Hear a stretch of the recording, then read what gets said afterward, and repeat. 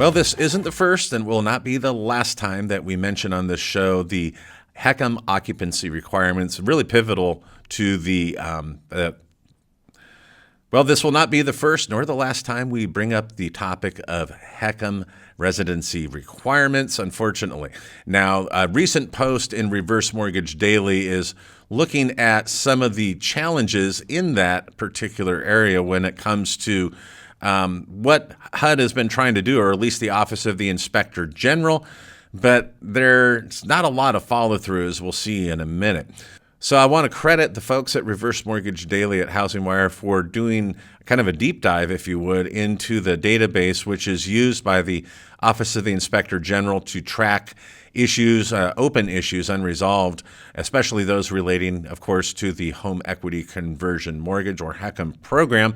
Presently, there are 4 open recommendations according to their review. However, today we're going to focus on the 4 open issues that are all related, no surprise, to the HECM's principal residency requirement, which says that a HECM borrower must remain in their home as their primary residence. It is my personal belief that if someone is misrepresenting their property as their primary residence on a HECM or any loan for that matter, I do believe that charges need to be considered. So let's take a look at this a little bit further. So the first recommendation came in 2014, and then after that there was another one less than a year later, so that's a little concerning. Reverse Mortgage Daily found a 2014 report had as many out of 136 out of 159 borrowers were receiving HUD rental assistance on properties they weren't living in, or because they were receiving assistance under the voucher program while they had a reverse mortgage. So how can a homeowner receive rental vouchers in that circumstance? Who knows? But perhaps this is just one example of the waste, fraud, and abuse that DOJ would be most interested in targeting. And then we have a 2021 memo from HUD's Office of the Inspector General. And it made some recommendations to really address this problem where you have individuals receiving, can you believe it, rental vouchers or housing vouchers while they have a reverse mortgage. Whoever can be found at fault there who basically lied should be held liable. So let's take a look at that. So here's the 2021 memo, and here are the recommendations. First is to annually coordinate with HUD's Office of Public and Indian Housing and cross-check for any HECM borrower who may be renting their property to a Section 8 housing voucher recipient. So in other words, cross-check the address of anyone who's receiving Section 8 assistance, housing assistance, and see if those addresses match the address of an active home equity conversion mortgage borrower. That would be a red flag. Second is to look for HECM borrowers who are participating in a housing voucher program. Again, how in the world can somebody with a HECM be participating in a housing voucher program? It's real simple. The government's big and it's inefficient, and therefore it's surprisingly easy to commit fraud. The third recommendation is to coordinate with the Office of Multifamily Housing to look for borrowers who are participating in any other multifamily program. So those are the 3 recommendations that I see here. And here's the sad part. When they asked HUD, hey, have you done anything on this? The OIG's memo said that HUD explained they did not implement any of these corrective actions. Why? Due to high staff turnover. So in conclusion, this is an ongoing challenge for the home equity conversion mortgage program. I believe that lowering PLFs is not going to reduce the risk to FHA's Mutual Mortgage Insurance Fund. One of the biggest things that we can do to help shore up the program or prevent unnecessary losses is to really crack down on any residency fraud and get these properties disposed of promptly. There's no reason that family members should be living in a property 2, 3, 4 years after the last borrower has passed away, or for these properties to be sitting empty where they become dilapidated. There's deferred maintenance and issues due to a lack of heat or air conditioning. And then, of course, they're exposed to theft as well. So there's a lot of work to do here. Let's hope that the Trump administration can maybe enact some of these controls. How they're going to do that with all the staff cuts, I don't know. We're talking about amazing efficiency, but we'll see what happens and we'll keep you posted here.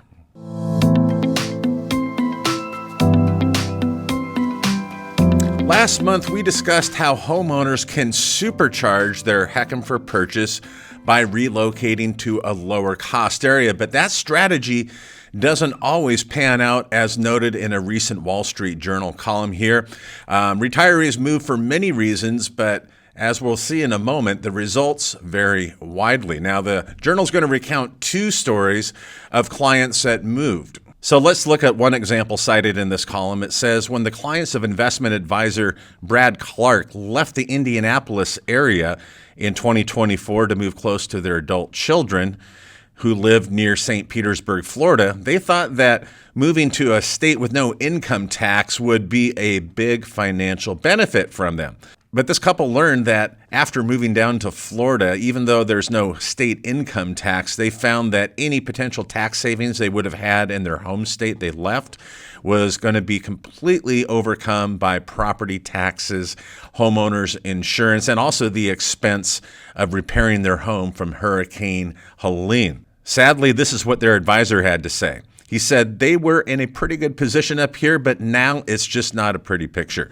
It's fine as long as they're going to work, and that's not a position anyone wants to find themselves in. Next, they're looking at going beyond the income tax, and I did a little bit of research myself, and I found that the income tax in the state they left is only 3.05%.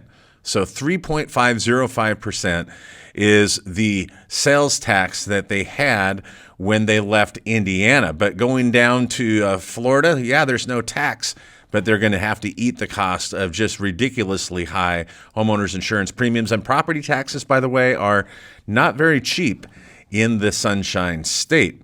So the advice is, when it comes to kind of chasing lower tax environments, is to remember that your taxes are going to vary from state to state, such as California and New York having some of the highest state income taxes in the nation versus where these folks had moved from. So you have to really account for that.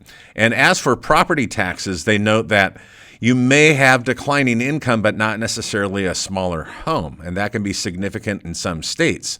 Consider Texas, they note, a state popular with retirees.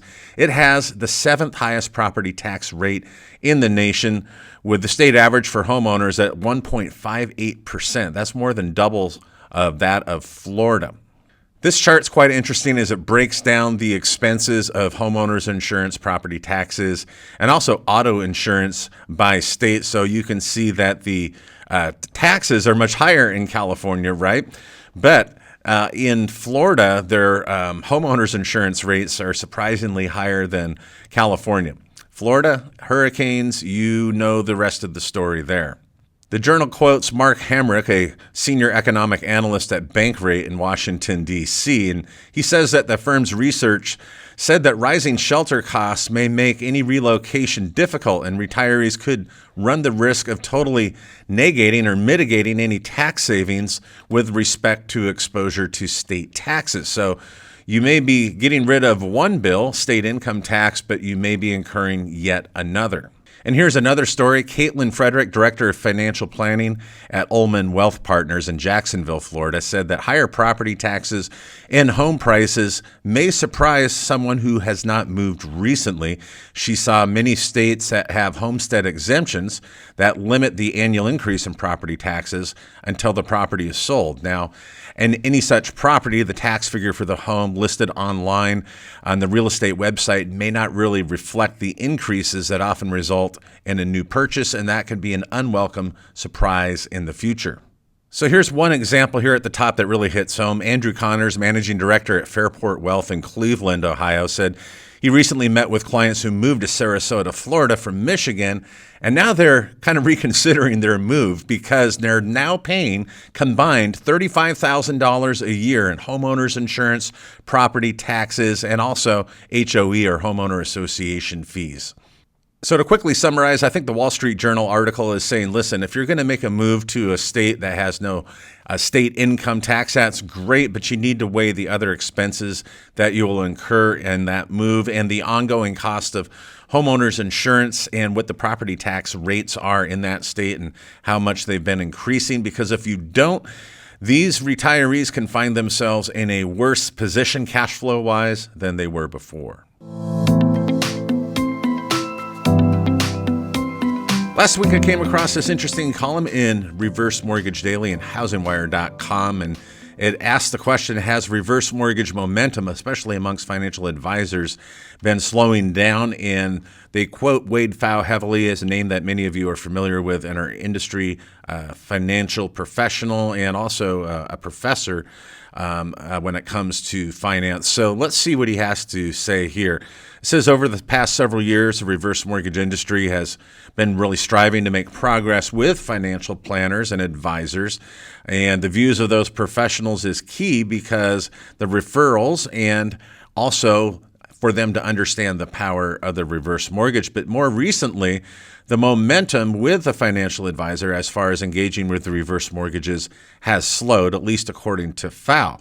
Now, Wade Pfau is a professor of retirement income at the American College of Financial Services, as Reverse Mortgage Daily notes. But Pfau says this, I would say closer to 5 years ago, I did see a lot of evolution with advisors becoming more open to reverse mortgages. More recently, it's not that advisors are becoming less open or anything. It just seems that all of the momentum around reverse mortgages may have slowed. So the door isn't necessarily closed. It's perhaps that there are fewer knocks at the door of financial advisors. That could be one possibility. Now, while it's difficult to determine what, if anything, may have muted or mitigated the interest amongst the financial planning community in reverse mortgages, there is one lesson perhaps that we can take with us, and it's that advisors are interested in solving their clients' pressing issues and reducing risk, but not promoting reverse mortgages or any loan for that matter. Now, in last Monday's episode of the Industry Leader Update, we discussed one way that a HECM could be useful during market volatility, that is the standby reverse mortgage, especially with the tariffs impacting the equity markets. However, I would be remiss if I didn't. In last Monday's episode of the Industry Leader Update, I discussed how a HECM could be useful, especially during the turbulent equity markets that we're seeing right now with the tariff wars. But I would be remiss if I didn't also mention that advisors should be approached and how a reverse mortgage can perhaps bridge that gap when it comes to long-term care premiums or actually to pay for in-home care or long-term care needs. So in the final analysis, the momentum really is in our hands. The more we can illustrate how a reverse mortgage can solve a myriad of retirement issues, the more engaged financial advisors will be. That is my personal belief, but it's a good question that Mr. Pfau really poses. Is there a problem? Is there less interest today than there was just 5 years ago? Perhaps, but I believe that a lot of that can be laid at our feet. It's our job to engage with a financial professional.